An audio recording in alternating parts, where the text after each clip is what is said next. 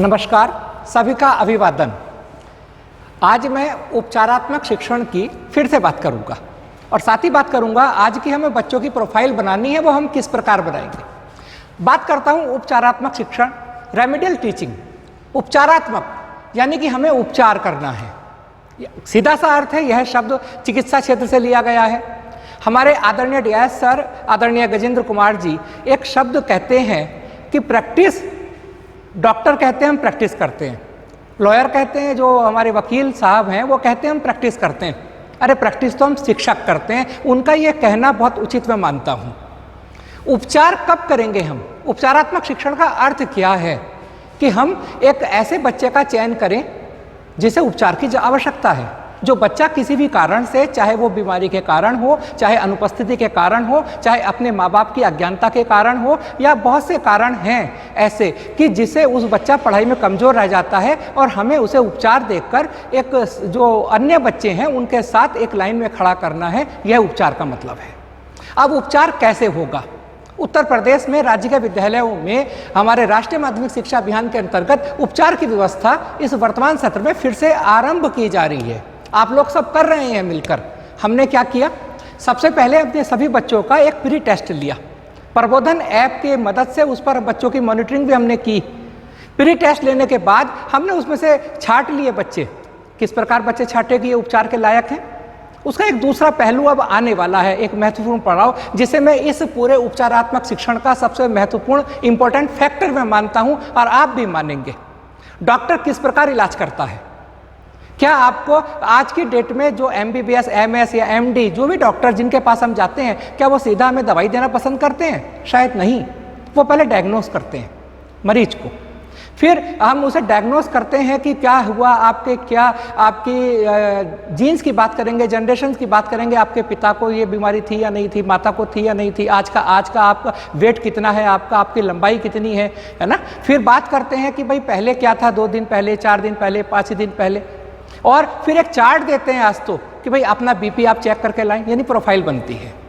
ठीक उसी प्रकार एक वकील भी जब हमारा केस कभी बाई चांस होता है तो वो भी हमारी प्रोफाइल बनाता है।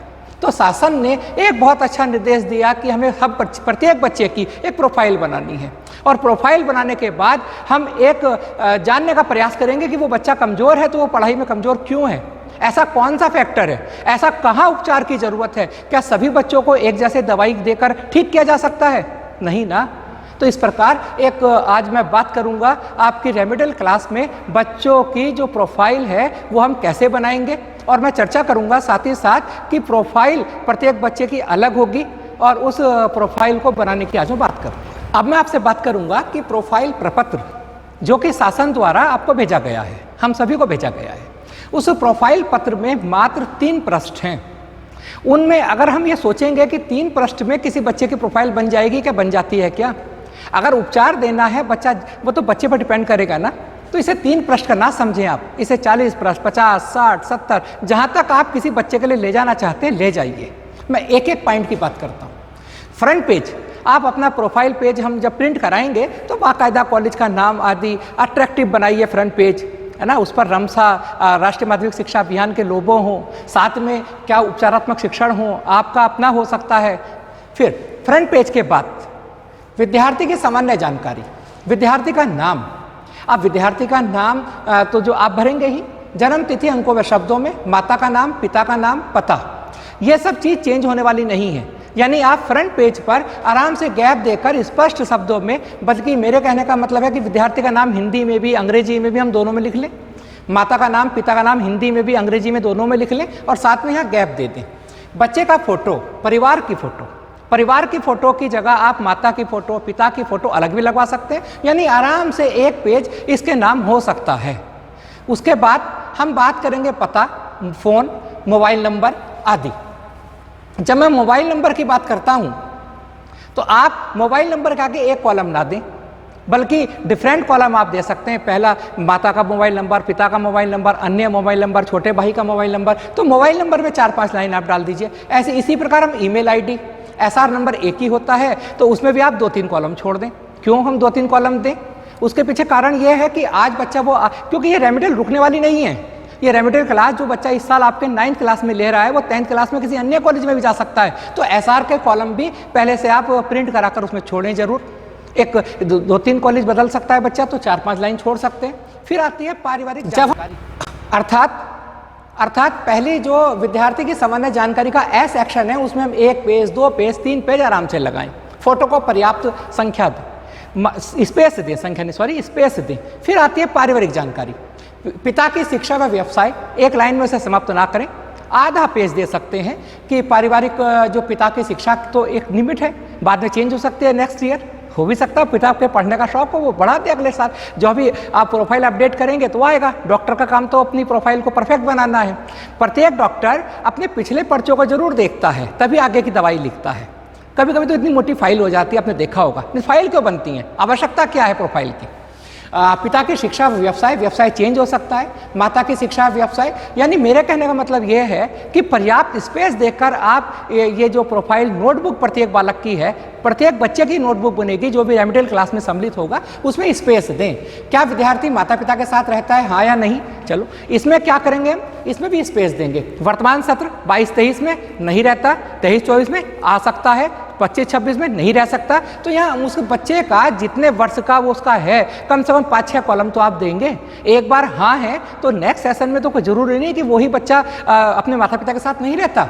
यदि नहीं तो अभिभावक का विवरण किसके साथ रहता है तो वह विवरण के लिए भी एक लाइन में। ऐसे ना करें कि स्पष्ट ना हो। भाई डॉक्टर नहीं है हम, असलियत में प्रैक्टिस तो हम लोग करते हैं, असलियत में प्रैक्टिस हम लोग करते हैं। हम डॉक्टर नहीं, हमारा डायग्नोस जितना अच्छा हम डायग्नोस करेंगे उतना अच्छा रिजल्ट हमारे सामने होगा। और ये उपचारात्मक शिक्षण तभी सफल होगा जब प्रत्येक बच्चे को केंद्रित करके हम कार्य करेंगे। घर से विद्यालय की दूरी चेंज हो सकती है, आप एक कॉलम ना दें। विद्यार्थी की शारीरिक जानकारी प्रत्येक माह लिखा है, अर्थात यह टेबल 2-3 पेज पर बनने वाली है। हम अब इस माह अक्टूबर माह में बच्चे का वजन क्या है, नवंबर में क्या है, दिसंबर में क्या है, 2023 में क्या है, यानी ये प्रोफाइल आगे चलने वाली है। पर्याप्त स्पेस दें, स्पष्ट की तरफ जाएं। प्रोफाइल आप आज प्रिंसिपल हैं, आपका ट्रांसफर किसी अन्य कॉलेज में हो जाता है तो प्रोफाइल बोलेगी ना उस बच्चे की, वो काम तो आपका ही होगा कि वो सर आए थे उन्होंने ऐसी प्रोफाइल अच्छी गजब बनाई बच्चे की, हमने यहाँ स्पेस नहीं दिया तो क्या होगा, हम डॉक्टर की वाली लिखाई में लिखेंगे। हम डॉक्टर नहीं है, हम तो डॉक्टर बनाने वाले हैं, हम लॉयर नहीं है, हम लॉयर बनाने वाले हैं, है ना। तो ब्लड ग्रुप सेम रहता है, इसमें हमें कोई ज़रूरत नहीं है। दिव्यांगता हाँ या नहीं, देखिए ईश्वर ना करे, आज वैसे बच्चा अगर नो है, हम बच्चा का अगर दिव्यांग नहीं है तो कोई प्रॉब्लम नहीं है ना, पर उसके लिए भी कॉलम जरूर छोड़ें। ईश्वर बहुत पावरफुल है।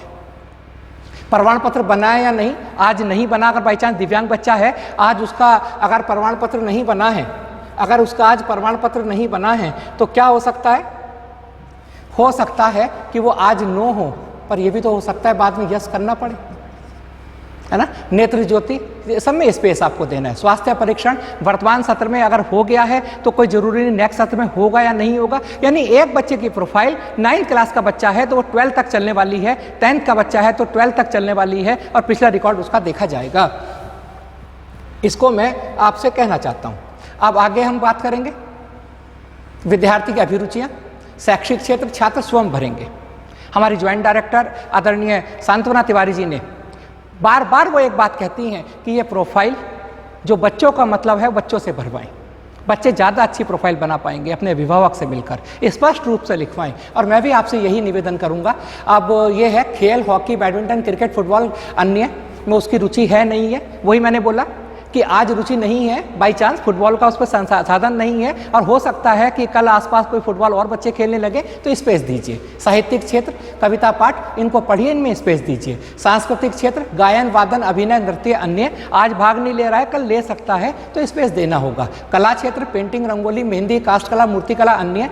वैज्ञानिक दृष्टिकोण, खोज, कौन सा बच्चा ऐसा नहीं है जो वैज्ञानिक नहीं है, कौन सा व्यक्ति ऐसा है जो हम रोज खोज करते हैं, हम भारतीय हैं, गर्व की बात है और हम रोज खोज करते हैं। गणितीय सोच, तार्किक दृष्टिकोण, विद्यार्थी के विशिष्ट गुण, विद्यार्थी की आदतें तो बदल सकती हैं। और आपने अगर एक लाइन में दे दिया, ये 3 पेज का मानकर आपने सोचा कि सरकार ने 3 पेज के लिए पर्याप्त धनराशि दी है, ये नोटबुक बनाने के लिए, ये प्रोफाइल नोट प्रपत्र बनाने के लिए। आदतों के लिए स्पेस दीजिए। पर्यावरण के प्रति संवेदनशीलता में हम लिखवा सकते हैं कि आप संवेदनशील हैं, इतिश्री ना हो कि हाँ जी हम संवेदनशील हैं। उसके लिए स्पेस दीजिए लिखने के लिए कि किस प्रकार आप सिद्ध करेंगे कि आप पर्यावरण के प्रति संवेदनशील हैं। आपको बताना होगा ना मैंने क्या क्या किया, क्या नेचर से जो हम ले रहे हैं क्या हम उतना ही उसे दे रहे हैं या नहीं दे रहे हैं। तो इसके लिए पर्याप्त स्पेस। नेतृत्व क्षमता मीन्स बच्चे ने कभी मॉनिटर वो बच्चा है या किसी कार्य को उसने लीड किया है या नहीं किया है। सत्यवादिता सब लिखेंगे यस, पर कितने % आप सच बोलते हैं।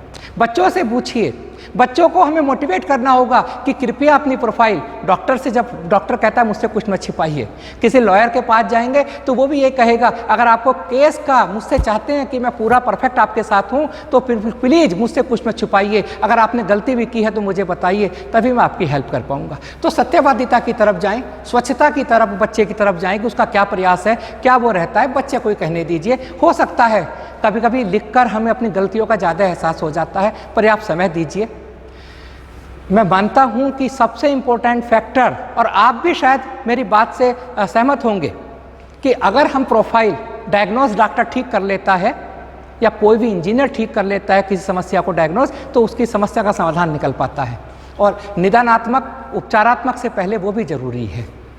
अनुशासन, समयबद्धता, नियमितता, समायोजन क्षमता, कार्यपरायणता, कर्तव्य बोध, सेवा भाव, आज्ञा पालन, ये सब आपको, इसका अर्थ आपको बच्चों को बताना होगा और यहाँ पर स्पेस देना होगा। यानी ये 3 पेज नहीं, ये 50 पेज, 60 पेज, 70 पेज, ये आपकी योग्यता पर निर्भर करता है कि आप प्रोफाइल प्रपत्र को, प्रोफाइल रजिस्टर को किस प्रकार अट्रैक्टिव बनाते हैं, कैसे बच्चा उसमें अपनी सच बात लिखे, आप किस प्रकार इन शब्दों की व्याख्या बच्चे के सामने करते हैं, ये हमें करना होगा। विद्यार्थी की दिनचर्या, विद्यार्थी स्वयं अपनी दिनचर्या तालिकाबद्ध करें। पर क्या क्लास 9th का, जैसी आज की स्थिति है हमारे राजकीय स्कूलों की या अर्ध सरकारी या सरकारी विद्यालयों की, क्या हमारे बच्चे इस लेवल के होते हैं? पर हम जब तक उन्हें समझाएंगे तो उनका लेवल बहुत ऊपर हो जाता है। मेरे प्रिय यानी बच्चों के प्रिय पुस्तक का नाम, लेखक का नाम, जब उन्हें बताएंगे 5-7 लेखक, तभी तो वो छाटेंगे, क्योंकि शुरुआत है, पर इसका जो अंत नहीं है। बहुत अच्छी शुरुआत है। लेखक, कवि, खेल, खिलौना, भोजन, परिधान, इनमें स्पेस। ऐसा नहीं कि 1 लाइन आपने छोड़ दिया, 4 लाइन, 5 लाइन, आधा पैराग्राफ, 4 साल का कार्य होना है। उसके बाद मित्र, मेरे आदर्श, मैं बनना चाहता हूँ, ये बहुत अच्छा टॉपिक है। मैं क्या बनना चाहता हूँ, यानी मैं एक तरीके से आभार व्यक्त करूँगा विशेषज्ञों का, आदरणीय ज्वाइंट डायरेक्टर मैडम का, डायरेक्टर सर का और शिक्षा विभाग के सभी अधिकारियों का, जिन्होंने इसमें इतनी मेहनत की, एक कोई फैक्टर नहीं छोड़ा। विद्यार्थियों की उपलब्धियां, विविध क्षेत्रों में पुरस्कृत, प्रमाण पत्र प्राप्त किया, क्या कहीं बच्चे ने नहीं प्राप्त किया तो अगले साल से पहले वो जरूर प्राप्त करने का सोचेगा। कोई भी अपने फैक्टर को, अगर मुझे कोई फॉर्म दिया जाता है जहां मुझे नील भरना होता है, तो उसमें विचार जरूर करता हूं कि जब अगली बार ये चीज़ आएगी तो मेरा नील ना जाए, उसमें मेरे कार्य मिले, प्रमाण पत्र साथ में मिले। ऐसी मैं अपेक्षा करूंगा, तो क्यों नहीं कोई हर एक आदमी अपेक्षा करेगा। अकादमिक क्षेत्र, गत वर्ष में, वर्तमान वर्ष में देखिए, मूल्यांकन, मासिक मूल्यांकन, त्रैमासिक मूल्यांकन, अर्धवार्षिक, वार्षिक, कुल, यानी ये भी एक पैराग्राफ लंबा चलने वाला है। मासिक मूल्यांकन यानी अर्थ ये है सीधा सीधा अगले 4 महीने के 50 लाइन तो हो गई कम से कम, है ना। उपचारात्मक शिक्षण से संबंधित क्रम संख्या, विषय, pre test, mid test, post test, यानी वो भी आपने जो आपने टेस्ट लिए, 3 टेस्ट, प्री टेस्ट हम सब कर चुके हैं। अब हम डायग्नोस कर रहे हैं समस्याओं को कि भाई ये बच्चे उपचारात्मक हैं, ये बच्चे कमज़ोर हैं, तो अब इन्हें निदान की बात करेंगे, इन्हें हम हेल्पिंग मटेरियल दे रहे हैं, इन्हें हम TLM से पढ़ाएंगे, इनके लिए विशेष कक्षाएं चलाएंगे, तो उसके मिडिल टेस्ट आएगा फिर आधे उपचारात्मक शिक्षण में, लास्ट में पोस्ट टेस्ट, और अभियुक्ति शिक्षक द्वारा स्वयं भरी जाएगी कि क्या उसकी अभियुक्ति थी। तो इस प्रकार ये पूरा का पूरा जो प्रोफाइल प्रपत्र है मैंने आपके सामने डिस्कस किया, और मैं आप सभी से विनम्र निवेदन करता हूँ कि प्लीज़ बच्चों को डायग्नोस कीजिए। हम डॉक्टर और वकील बनाने वाले लोग हैं, हम डायग्नोस के बिना सीधा क्लास में उतर जाएंगे, सभी के साथ एक साथ हम नहीं कर सकते। इन्हीं शब्दों के साथ जय हिंद, जय भारत, धन्यवाद।